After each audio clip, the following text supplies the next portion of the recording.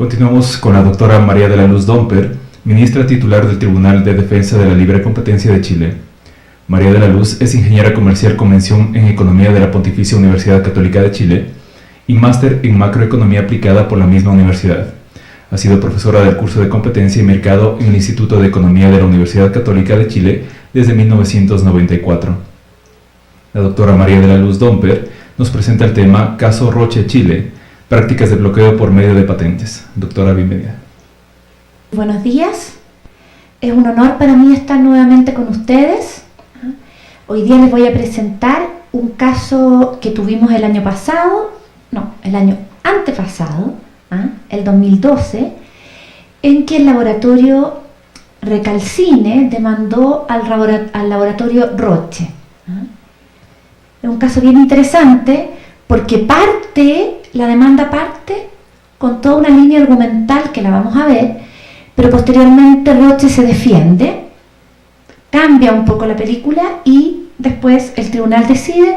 Finalmente se fue a la Corte Suprema y la Corte Suprema también dio su opinión, ¿ya? Entonces, el demandante es Laboratorio Recalcine, la demandada es Laboratorio Roche, Chile, y esta demanda se presentó el 24 de junio del año 2011 y el tribunal emitió esta sentencia en el año 2012.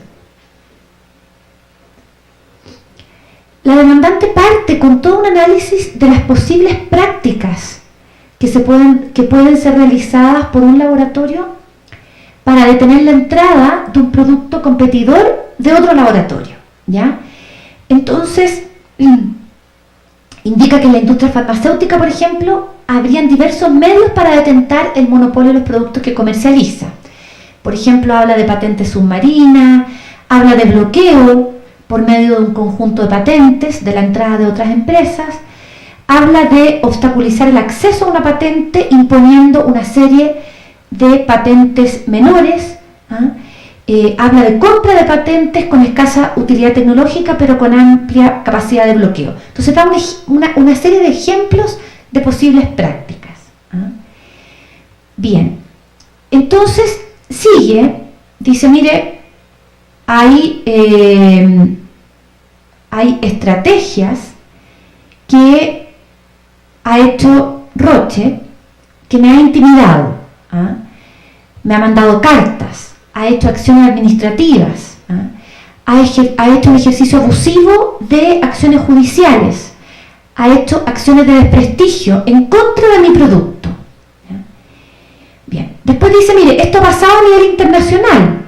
En la Unión Europea se han aplicado multas a Roche por participar en un cartel.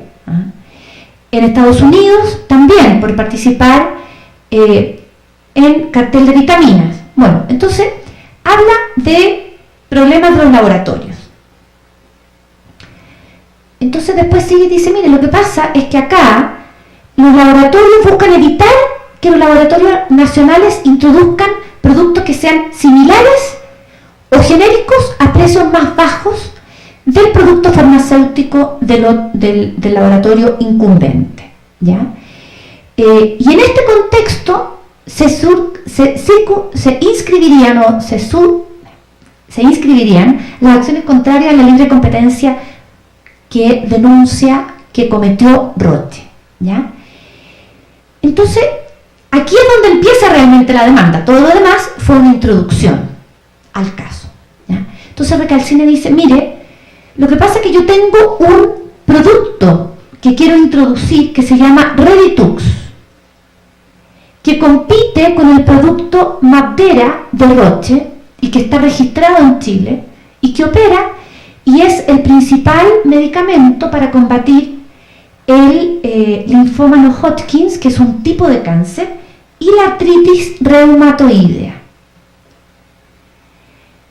Después, afirma Recalcine, el marco regulatorio de Chile en esta materia distingue en el artículo 30 y en el artículo 42 según si el producto que queda registrado en el laboratorio en Chile es nuevo o es similar, ¿ya?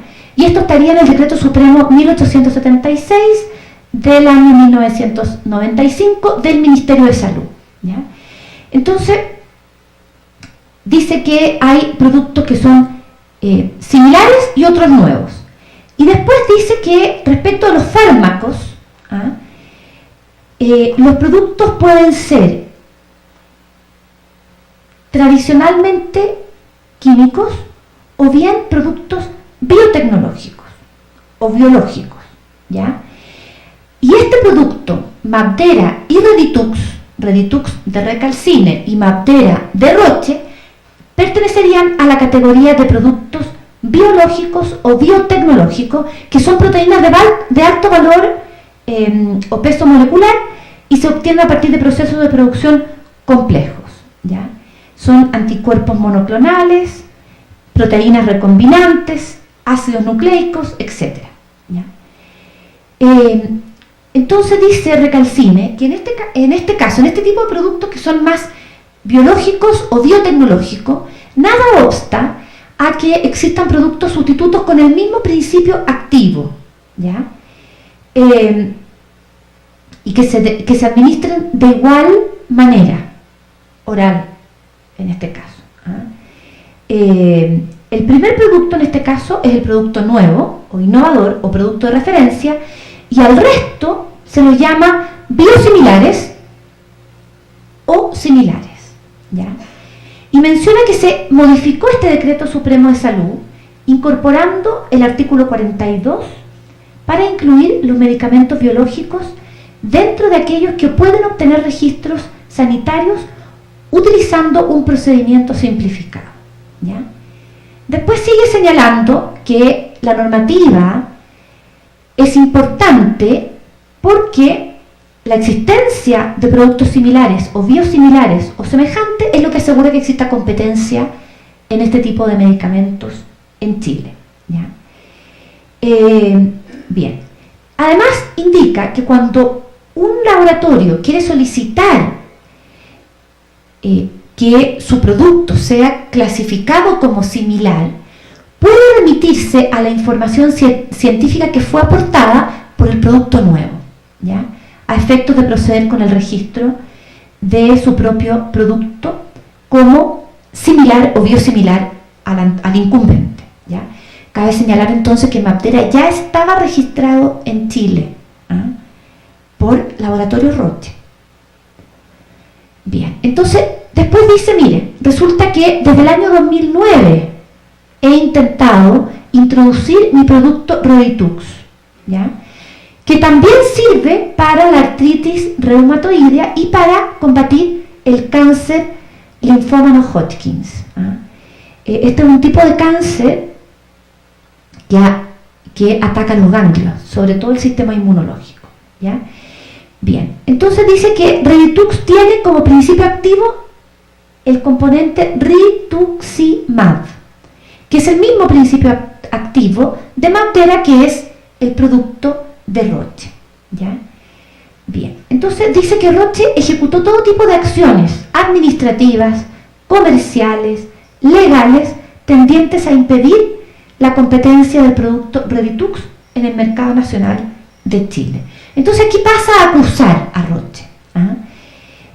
Dice que retrasó con sus acciones el otorgamiento del registro sanitario de Reditux.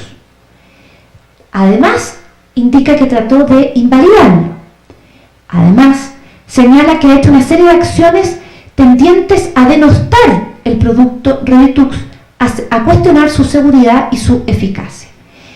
Dice, por ejemplo, acusa específicamente que Roche indujo a la Sociedad Chilena de Hematología, a todos los médicos que conforman esa sociedad, a emitir un instructivo, o sea, la sociedad a emitir un instructivo a todos los socios para que no prescribieran Reditux, ¿ya?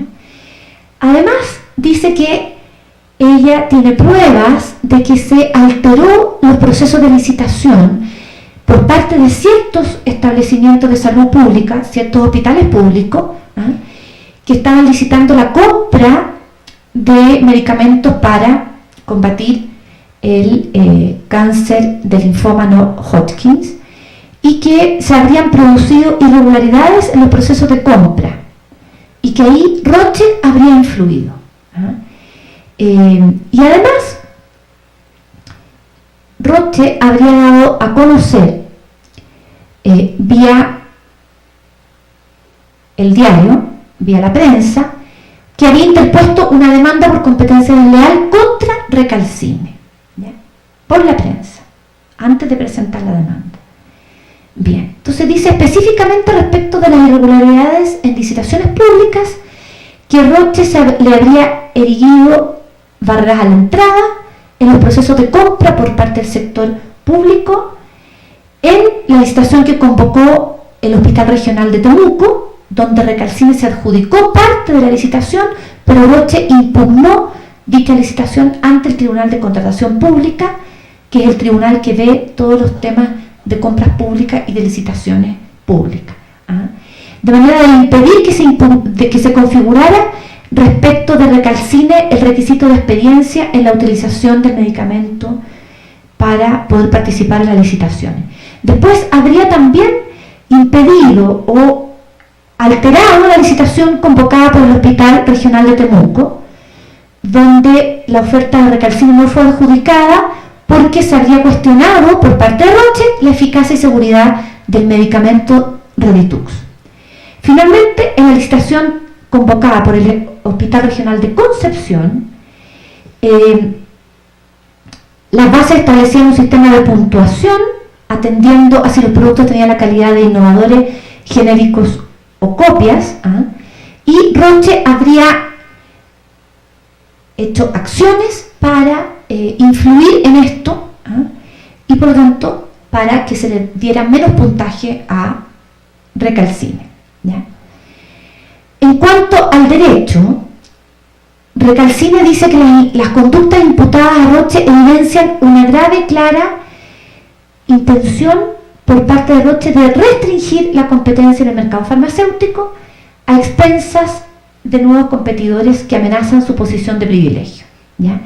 Y solicita al tribunal que se condene a Roche por haber ejecutado actos de abuso de posición dominante y de competencia desleal en el marco de lo dispuesto en el artículo 3, letras A y B del Decreto Ley 211, y que le imponga a Roche una multa de 20.000 UTA y un subsidio que le cobre, lo condene en costas, y que le solicite que cese todo tipo de actos anticompetitivos, ¿ya? Bien, ¿qué contesta Roche?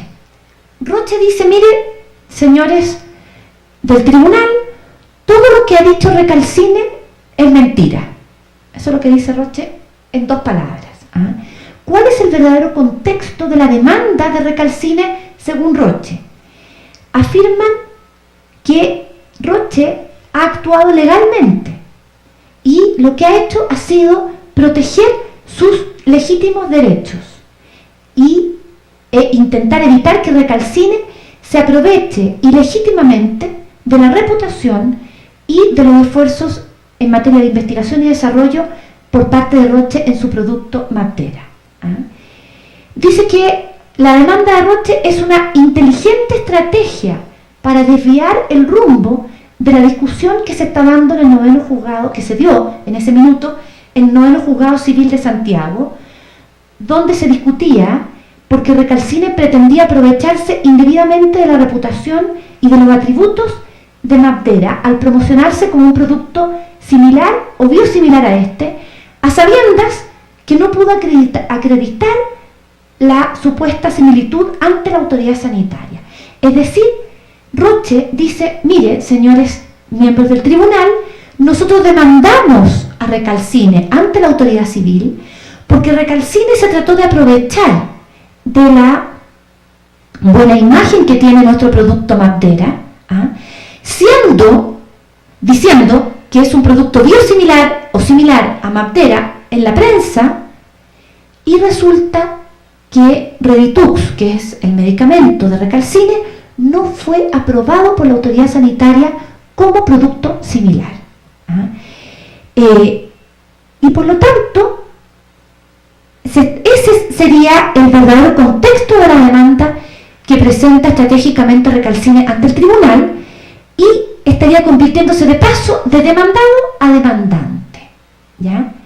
Entonces indica que Recalcine tomó la decisión de ingresar su producto a nuestro país sin tener los antecedentes científicos que la legislación sanitaria chilena le exigía para su comercialización. Entonces intentó registrar su producto Reditux como medicamento similar a Mabtera y el Instituto de Salud Pública le denegó dicha solicitud de registro porque no presentó todos los antecedentes científicos, todos los estudios necesarios para obtener dicha solicitud, ¿ya? Entonces, cuando sucedió eso, Roche solicitó a la Contraloría General de la República la revisión de tal actuación y la Contraloría ofició al ISP a fin de que informara acerca del registro sanitario de Reditux. Entonces, lo que realmente sucedió fue que Recalcine trató de ingresar a Chile con su producto Reditux diciendo a la autoridad sanitaria: este es un producto similar o biosimilar a el producto de Roche que se llama Mabtera. El ISP, que es el Instituto de Salud Pública en Chile, le dijo: presente los estudios. No presentó los estudios suficientes Recalcine, por lo tanto el ISP le rechazó dicha solicitud como producto biosimilar. ¿Qué hizo posteriormente Recalcine? Solicita que se lo declare como producto nuevo, ¿ya? Y como producto nuevo, el ISP sí le da la autorización para comercializar el producto Reditux, ¿ya? Pero en la prensa, Recalcine lo que hizo en todo este periodo fue decir que tenía los permisos para su producto Reditux como similar o biosimilar a Mabtera. Entonces Roche demanda ante el 9º juzgado a Recalcine por una conducta de competencia desleal debido a que usaba un producto como biosimilar cuando la autoridad le dio un permiso de nuevo y no de biosimilar, ¿ya? Y mientras tanto, entonces, Recalcine va al Tribunal de Libre Competencia y demanda a Roche. ¿Se entendió? Bien. Entonces, afirma Roche que Mabtera es un medicamento único en el mercado, que se usa para el cáncer, linfoma no Hodgkins y la artritis reumatoide. Dice que es un producto muy complejo, altamente purificado y que tiene una proteína recombinante llamada rituximab, que es el principio activo. Después describe en su contestación a la demanda todo el proceso de registro sanitario de los productos farmacéuticos en Chile, diferenciando también de aquellos que son nuevos o innovadores de los que son similares o genéricos, ¿ya? Entonces dice que de acuerdo al artículo 30, los productos nuevos o innovadores son aquellos que contienen una molécula nueva, que hasta el momento no han sido comercializados, como lo es en la especie el producto de Roche Mabtera con la molécula rituximab, ¿ya? Y dice que para que le den el registro nuevo se debe acreditar la seguridad y eficacia del producto con estudios clínicos y preclínicos, ¿ya? Entonces no entiende Roche cómo le dieron esta denominación de producto nuevo a el producto Reditux de Recalcine, ¿ya? Y después explica cómo tiene que ser el registro de productos biológicos como similares. Eso ya se los expliqué. Bien, entonces dice que Roche dice al tribunal, Recalcine omitió explicar toda esta situación y no explicó al tribunal que la solicitud de registro de Reditux fue cambiada de producto similar a producto nuevo. Y bueno, ahí da toda la cronología. Indica que en febrero del 2009 Recalcine solicitó al ISP el registro sanitario de Reditux como producto similar a Mabtera, que no pudo acreditar ante el ISP que Reditux y Mabtera eran productos similares, y el ISP, a través de un oficio, declaró que no eran productos similares, que no le podía dar la categoría a Reditux de biosimilar. En noviembre del 2009, Recalcine entonces solicita al ISP el cambio de solicitud de registro de similar a nuevo, y que en mayo del 2010, cabe destacar que entre noviembre del 2010 y mayo del 2010 hubo cambio de gobierno en Chile. Por lo tanto, cambian las autoridades, ¿ya? Cambiaron las autoridades sanitarias, y eso podría explicar por qué el ISP sí le otorga en mayo del 2010 el registro a Reditux como producto nuevo, cuando antes no le había dado el registro como producto similar, ¿ya? Entonces, Roche dice que todo esto justifica su accionar. Respecto de las conductas anticompetitivas imputadas, entonces dice, son inexistentes. Dice que la oposición de Roche ante el ISP y la reclamación ante el Ministerio de Salud por haber dado la categoría de producto nuevo a un producto que antes le habían denegado la categoría de producto similar, fueron fundadas. Por lo tanto, dice que la oposición de Roche ante el ISP no tuvo por efecto retrasar o entorpecer la entrada de Reditux, ¿ya? ¿Por qué? Porque de los 15 meses que duró el procedimiento que hizo Recalcine para poder obtener la licencia como producto similar, 9 de esos meses se debieron a la propia negligencia Recalcine, que no tenía los antecedentes científicos, los estudios para poder acreditar a su producto como similar. Bien. Dice también que ellos presentaron una reclamación ante el Ministerio de Salud sin saber que Recalcine había introducido una solicitud ante el ISP para poder tener la declaración de su producto como nuevo. Bien. En cuanto a la demanda de competencia desleal,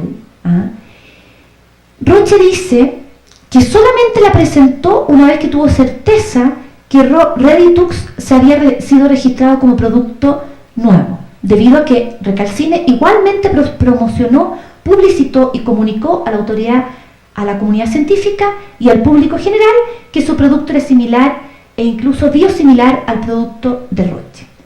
En este proceso presentaron un montón de pruebas. Por ejemplo, presentaron fotos de publicidad en que efectivamente se mostraba que Recalcine presentaba este producto como biosimilar al producto Mabtera.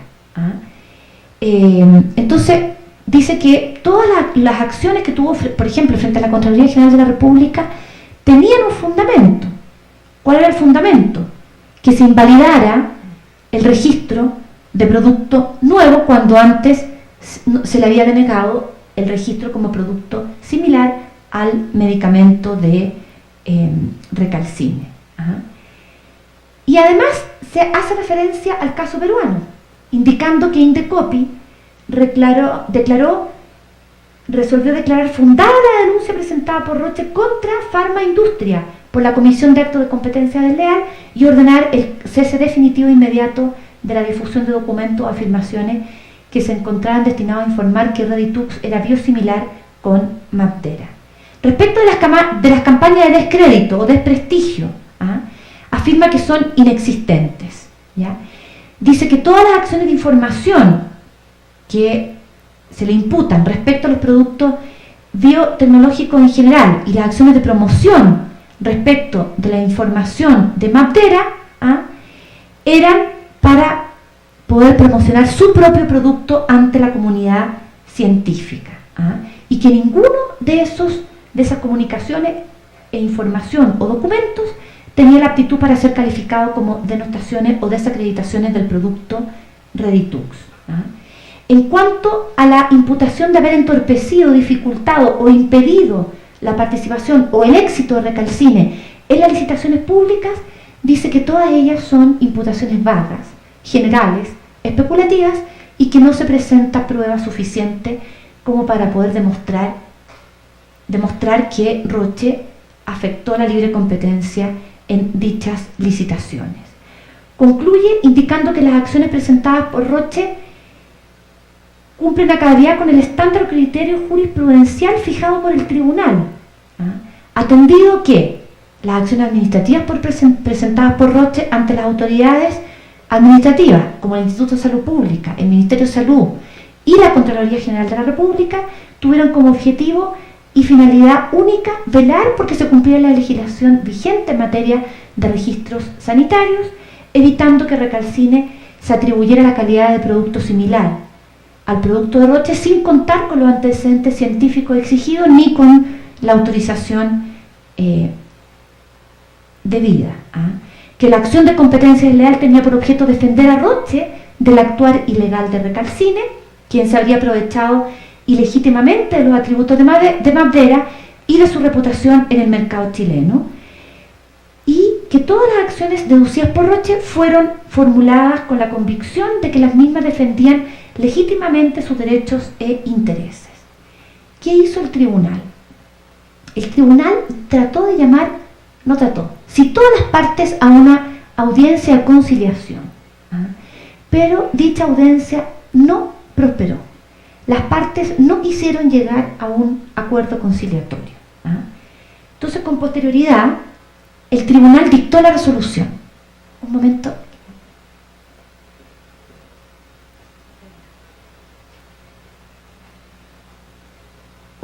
Bien. ¿Cuál es la resolución que dicta el tribunal? Primero, fijó como hechos sustanciales pertinentes y controvertidos los siguientes. Primero, estructura y características del o los mercados relevantes en que se comercializan los productos en materia de autos y evolución de las participaciones del mismo desde el año 2008 a la fecha. Objeto de las oposiciones y acciones iniciadas por Roche respecto del medicamento Reditux ante el Instituto de Salud Pública, el Ministerio de Salud, el 9º Juzgado Civil de Santiago, la Contraloría General de la República y diversos hospitales del sistema de salud público, y efectos de ellas sobre la comercialización del medicamento Reditux en Chile. Y finalmente, punto 3, existencia de una campaña de descrédito de Reditux por parte de Roche, época, características y efectos actuales o potenciales de la misma. ¿Ya? Se recibió, como dije, mucha prueba, abundante prueba, y finalmente el tribunal emitió su opinión en la sentencia 125 del 2012. Respecto al mercado relevante, el tribunal dice, mire, se podría definir de dos maneras.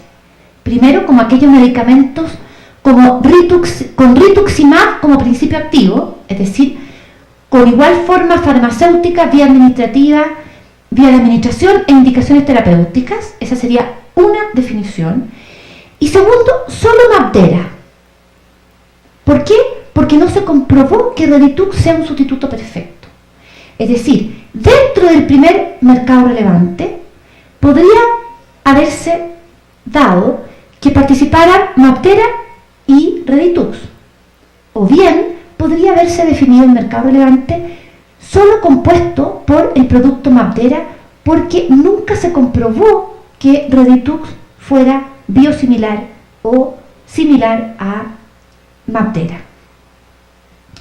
Independiente de cuál de las dos definiciones elija, Roche tendría una participación superior al 90% en el mercado. Como yo señalé ayer, la participación alta no implica necesariamente poder de mercado. Pero en este caso, sí. ¿Por qué? Porque hay condiciones desfavorables para la entrada, lo que impide disciplinar el comportamiento del incumbente, a menos en el corto plazo. No es fácil entrar a este mercado. Hay que cumplir con una serie de certificados, estudios científicos, clínicos, preclínicos, para poder obtener los registros ante la autoridad administrativa. Entonces el tribunal concluyó que Roche tenía un poder de mercado elevado en cualquiera de los dos mercados relevantes definidos. Respecto de la calificación de las conductas denunciadas, primero, sobre las acciones judiciales y administrativas iniciadas por Roche, el tribunal señaló que para que constituyan abuso anticompetitivo que persigue entorpecer o limitar la entrada al mercado, deben configurarse al menos los siguientes elementos. Primero, que el competidor acusado debe ser quien inicia las acciones. Segundo, debe acreditarse que han tenido esas acciones la inequívoca finalidad de restringir o entorpecer la entrada de competidores al mercado. Tercero, en caso de ejercer dos o más acciones, deben ser contradictorias. Cuarto, deben tener un efecto anticompetitivo. Después de analizar las acciones judiciales y administrativas iniciadas por Roche, que Recalcine imputó como contrarias a la libre competencia, el tribunal concluyó que las oposiciones de Roche eran legítimas y su postura fue consistente en todas ellas. Todas iban orientadas a cuestionar los méritos científicos y normativos para que Reditux fuera considerado un producto similar a Maptera.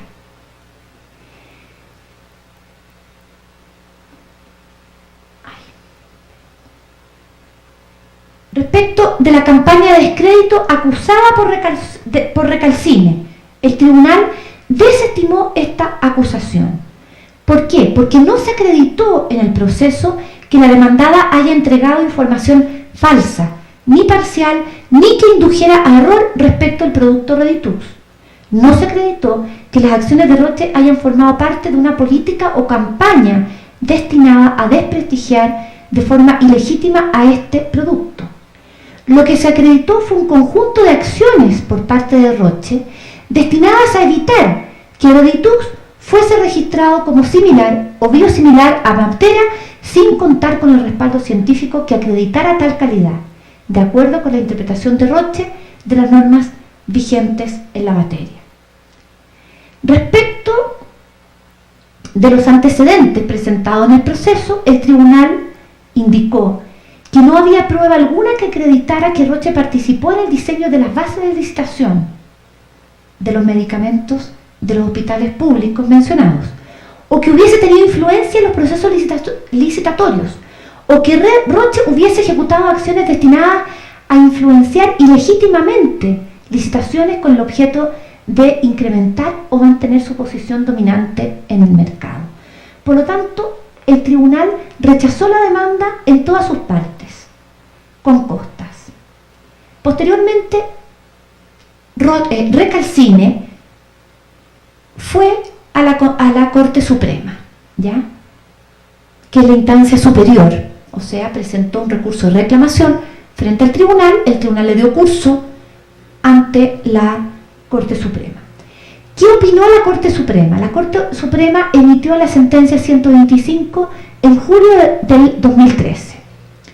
Indica la Corte Suprema que la conducta denunciada era abuso de posición dominante y o competencia desleal mediante el ejercicio abusivo de acciones judiciales y administrativas y una campaña de descrédito. La Corte Suprema da claridad en esta sentencia respecto de los requisitos para que una conducta constituye abuso de posición dominante. Indica que se debe distinguir entre aquellos comportamientos que pueden ser calificados de agresivos pero lícitos, de aquellos que constituyen conductas anticompetitivas.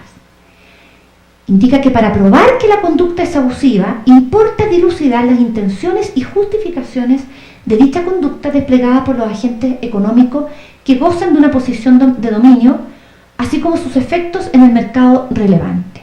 ¿Ya? Entonces señala que para que una conducta constituya competencia desleal, el requisito es que la conducta sea sancionable como atentado contra la libre competencia cuando sea ejecutada con el objeto de alcanzar, mantener o incrementar una posición dominante, tal como lo dice el artículo 3, letra C del Decreto Ley 211 en materia de libre competencia.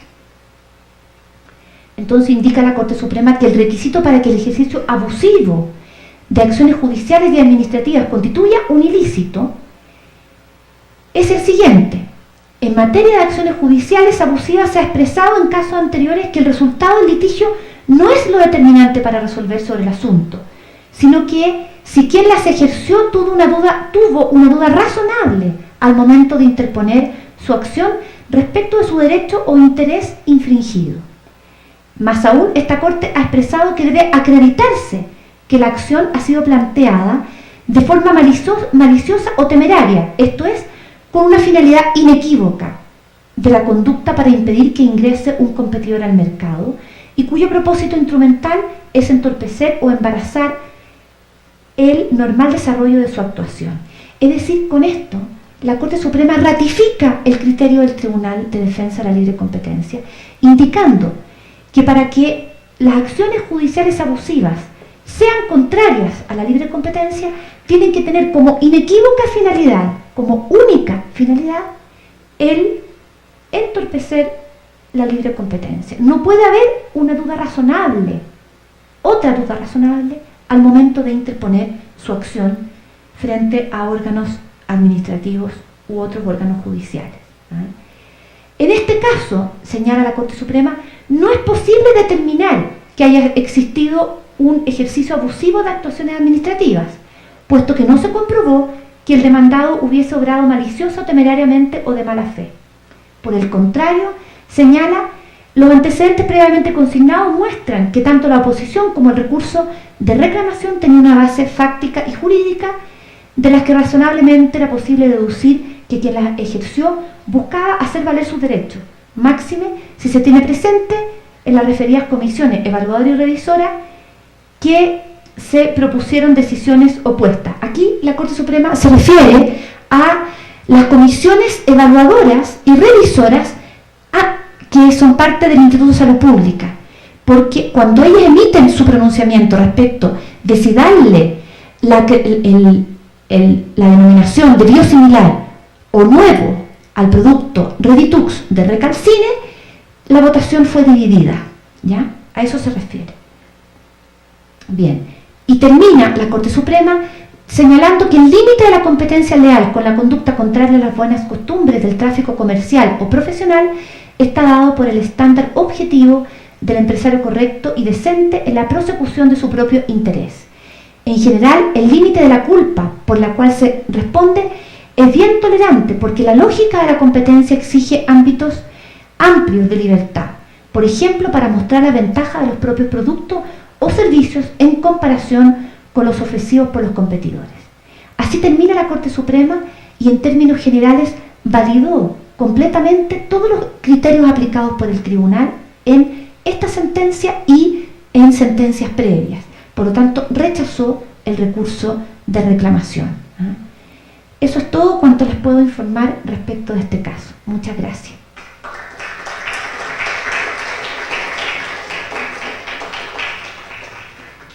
No sé si tienen alguna pregunta. ¿Sí?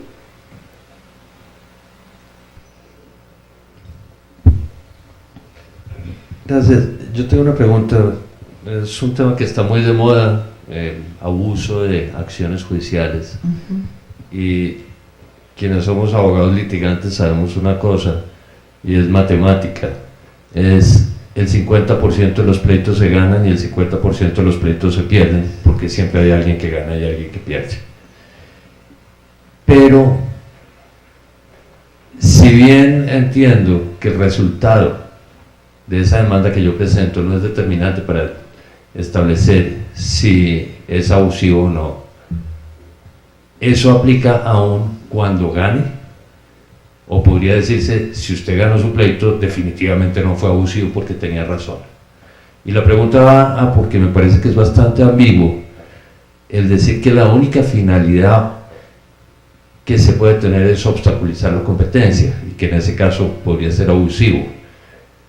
Evidentemente, si yo tengo un competidor, con mi competidor no me quiere, y voy a tratar, en alguna medida, si está haciendo algo que considero que está mal, de obstaculizarlo, y que no venda, unas medidas cautelares, por ejemplo.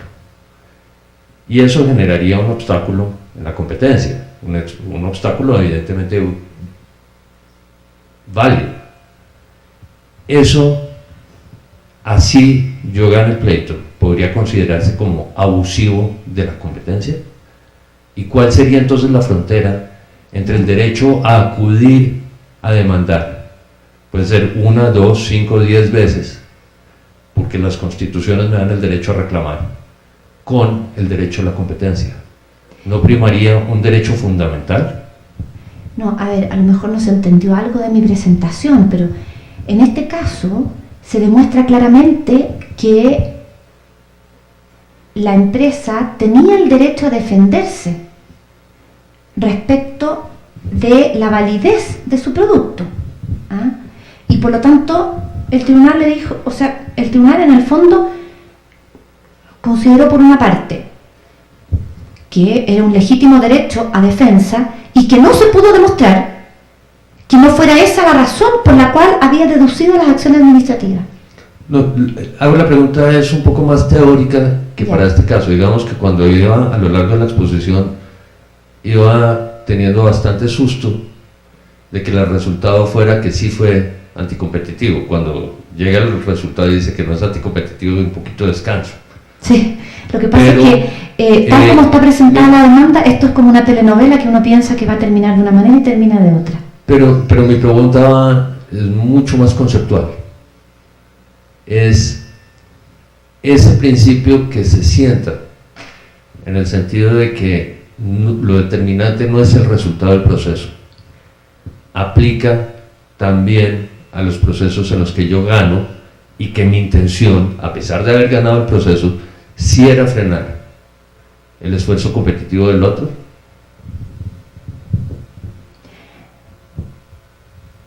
En el fondo me estás preguntando, a ver si es que entiendo, ¿qué hubiera pasado si es que Roche sí tenía el ánimo de excluir y presentó acciones administrativas y ganó? Tendría que haber presentado muy buena prueba como abogado de Recalcine para indicar que, a pesar de que tenía razón en demandar, estaba obstaculizando la entrada. Pero con muy buena prueba, no lo veo muy fácil, no creo que pueda suceder. Porque o tienes prueba en un sentido o tienes prueba en el otro. No sé cómo puedes tener en ambos. ¿Ah? Yo creo que, bueno, es que el caso no se ha presentado, pero podría ganar Recalcine otro tipo de caso. Un caso de abuso de posición dominante una vez que las dos empresas están adentro, por ejemplo. ¿Ah? Pero no es lo mismo. ¿Ah? En el fondo, la respuesta a tu pregunta es: si es que se interponen acciones judiciales y la empresa que las interpone tiene un interés legítimo, razonable para interponerlas, ¿ya?, puede perder o siempre va a ganar una demanda por sham litigation ante el tribunal. Eso es lo que me estás preguntando, ¿cierto? La respuesta es sí, la respuesta es que sí, que siempre va a ganar ante el tribunal, a menos que tengas prueba muy dura respecto de que no solo se estaba defendiendo, sino que además estaba entorpeciendo la entrada. Uh-huh.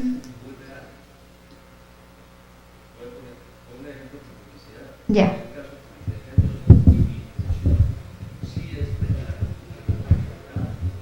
Ok.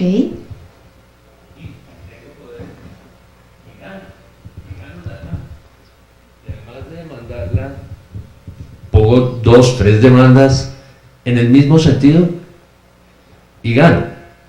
Cuando se dice que el resultado del proceso no es determinante, entendería que no es determinante si pierde, porque usted puede perder o puede ganar, pero si gano, ese resultado del proceso sigue siendo no determinante o sí es determinante. No. Para decir que no fue anticompetitivo. Ya entendí la pregunta, ahora la entendí. El tribunal no considera... El tribunal no espera que se pronuncie otro tribunal civil en un caso de competencia desleal para emitir su opinión. Nos pasó el año pasado. Había una causa que se estaba viendo ante el Tribunal de Contratación Pública por una licitación y le pidieron opinión, o sea, demandaron ante el Tribunal de Libre Competencia. El tribunal no espera a que el otro tribunal opine para opinar, porque el otro tribunal ve cosas distintas al Tribunal de Libre Competencia. Los tribunales civiles ven casos de competencia desleal pura y simple. Nosotros vemos casos de competencia desleal en que la práctica de competencia desleal es una herramienta que se utiliza por una empresa que tiene poder de mercado para mantener su poder de mercado, incrementarlo o alcanzarlo. ¿Okay? Entonces, independientemente de si gana o pierde la demanda de competencia desleal ante el otro tribunal, nosotros vemos si es que hay prueba suficiente. Primero vemos si hay poder de mercado y segundo vemos si es que habiendo poder de mercado hay prueba suficiente como para poder juzgar si es que esa empresa ejerció esa acción como una herramienta para alcanzar, incrementar o mantener su poder de mercado. ¿Ah? Son dos cosas distintas. Por eso el ejemplo de publicidad no es lo mismo que lo que yo acabo de relatar, que el caso de Roche con Recalcine. ¿Ah? El tribunal tiene, por así decirlo, el mismo nivel, no sé si jurídico, pero está al mismo nivel que los otros tribunales. Está debajo de la Corte Suprema, pero al mismo nivel que los otros tribunales. Sí. ¿Alguna otra pregunta? Por atrás había una pregunta.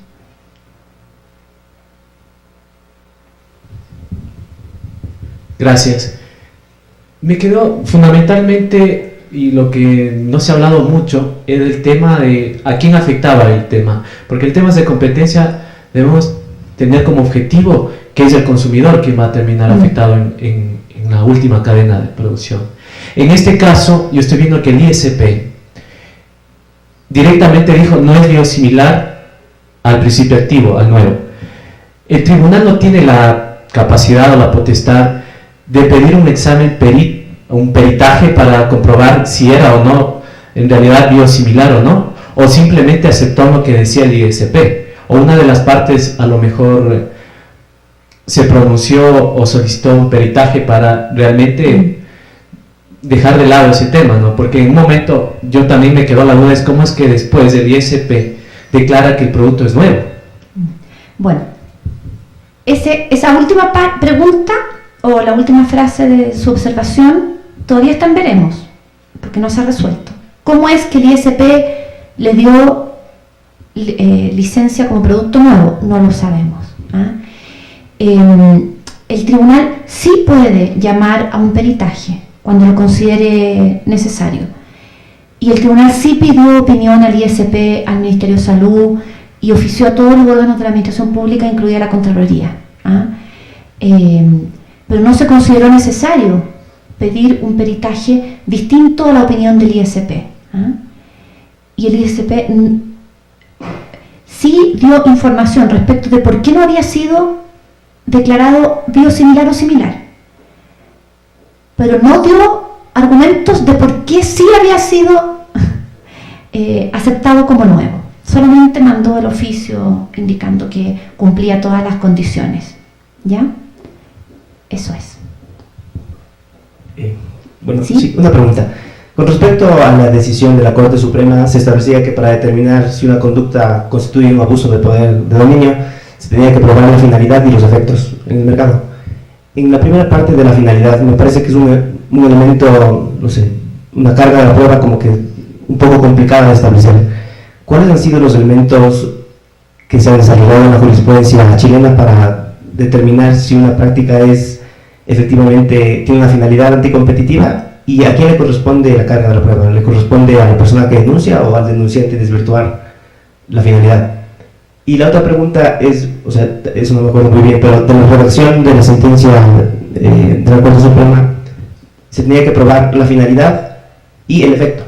O sea, me parece que los requisitos están redactados de manera no alternativa, sino copulativa, que se tienen que cumplir los dos. Sí. Entonces, en ese caso, podría haber una hipótesis que se pruebe el efecto, pero no la finalidad. Muy buena tu pregunta. A ver, aquí la Corte Suprema, esto no lo repito en esta sala, pero a veces se enreda, ¿ya? La ley de libre competencia chilena dice aquellos, en el artículo 3, aquellos actos, contratos o acciones que tengan, hechos, actos o contratos que tengan por objeto o efecto producir, afectar la libre competencia, ¿ya? Habla de objeto o efecto, por lo tanto, no son ambos, ¿ya? No son ambos. Bien. Respecto de qué tan dura tiene que ser la prueba, yo te diría que eso depende más bien del tipo de práctica. Por ejemplo, en un caso de colusión, ¿ya? En un caso de colusión, no basta con que tú tengas indicios de prueba de que se coludieron. Tienes que tener prueba firme de que se coludieron, ¿ya? Tiene que haber prueba, y ahí es el demandante el que tiene que demostrar que se coludieron, y el otro es el que se tiene que defender. El demandado se tiene que defender, ¿ah? Entonces, tiene que haber prueba. ¿De qué tipo? Si es que está de por medio de la fiscalía tiene facultades intrusivas para interceptar teléfonos, para allanar la oficina, incautar computadores, iPad, iPhones, estén en la casa o en las oficinas. Hay todo un proceso con el juez de garantía, ¿ah? Que garantiza ahí el derecho de propiedad, pero sí se puede, ¿ah? Y por lo tanto, en ese caso tiene que haber prueba dura, ¿ya? En el caso de Chan Litigation, el tribunal ha establecido una jurisprudencia también bastante de prueba dura, ¿ah? Porque como yo indiqué, efectivamente se tienen que dar estos 4 puntos, ¿ah? Que el competidor acusado debe ser quien inició las acciones administrativas, que debe acreditarse que tuvo la inequívoca finalidad de restringir, entorpecer o limitar la libre competencia, que no había otra finalidad. Después que las acciones, si es que son 2, tienen que ser contradictorias y que tengan un efecto anticompetitivo, ¿ah? Eso es la jurisprudencia del tribunal. En esto ha subido el peso de la prueba, parece que le dicen los abogados. No sé, el nivel de la prueba es prueba... ¿Cómo? Eso, la carga de la prueba. Sí, el tribunal subió la carga de la prueba, ¿ah? A ver, ¿qué otros ejemplos te puedo dar? Precios excesivos o abusivos. Ha habido un solo caso en el tribunal, es una sentencia del año 2008, 2009 por ahí, creo que fue el 2008, o principio del 2009, en que una empresa de transporte demandó a una empresa eléctrica de la tercera región del norte de Chile, ¿ah? Porque en un servicio de descuelgue de los cables que atraviesan caminos públicos, porque esta era una empresa de transporte que tenía que transportar su camión, entonces la altura de la carga era mayor que el cable. Entonces la empresa eléctrica tenía que descolgar, pasaba el camión y volver a colgar los cables, porque los cables muchas veces cruzan los caminos rurales. Entonces ese es un servicio que se llama de escolta, ¿ya? Entonces la empresa demandó al tribunal a la empresa eléctrica por precios abusivos. Y ahí el tribunal fue bien firme en decir que no existe, para el caso chileno, como práctica en sí misma la de precios excesivos o abusivos. ¿Por qué? Porque ¿cuánto un precio es abusivo o excesivo? Cuando está por arriba del costo marginal 1%, 5%, 50%, 80%, 70%, no sabemos. Y el Tribunal de Libre Competencia no es regulador de precios. No puede convertirse en un regulador de precios. Entonces ahí el tribunal fue bien claro y dijo, mire, las prácticas de precio abusivo, el abuso se tiene que configurar por una discriminación de precio arbitraria, por una negativa de venta, por un estrangulamiento de márgenes, por prácticas complementarias, pero no en sí mismo, ¿ah? No nos ha llegado nunca un caso como el que permite la Unión Europea cuando hay insumo esencial de por medio. Entonces, no sé cuál es la jurisprudencia del tribunal respecto de eso, ¿ah? Y ahí yo diría que en ese caso también la prueba es prueba natura, ¿ah? No sé si con eso contesto tu pregunta, ¿sí? Ok. Respecto a una pregunta que me hicieron ayer, le pregunté a los otros ministros que son abogados del tribunal, porque yo soy economista, ¿ah? A ver, la pregunta fue la siguiente. En los casos de Carrefour y Canicama que yo mostré ayer, en que el tribunal en su sentencia dice que no se puede que es sancionable, que atenta contra la libre competencia, el registro de marca genérica, con el único fin de entorpecer la competencia de otros en el mercado, el tribunal lo que hizo en ambos casos fue enviar la sentencia a INAPI, Instituto Nacional de Propiedad Intelectual, ¿ya? Pero para dejar sin efecto esa autorización por parte de INAPI, eso lo tienen que hacer terceros demandando ante INAPI o bien INAPI por sí mismo, ¿ya? Hasta el momento, en esos dos casos, el tribunal, nadie le solicitó al tribunal deje sin efecto los registros ante INAPI, ¿ok? El tribunal de oficio no puede hacerlo, ¿ya? Solo puede mandar la sentencia y que INAPI vea si lo hace ella por sí misma, ¿ah? Pero hay un caso que está conociendo hoy día el tribunal, al cual no me puedo referir, en que efectivamente sí se le solicita al tribunal que deje sin efecto la inscripción ante INAPI. Entonces va a ser el primer caso en que vamos a tener que resolver qué sucede, ¿ya? Pero eso con respecto a la pregunta que me hicieron ayer. Y no sé si tienen más preguntas.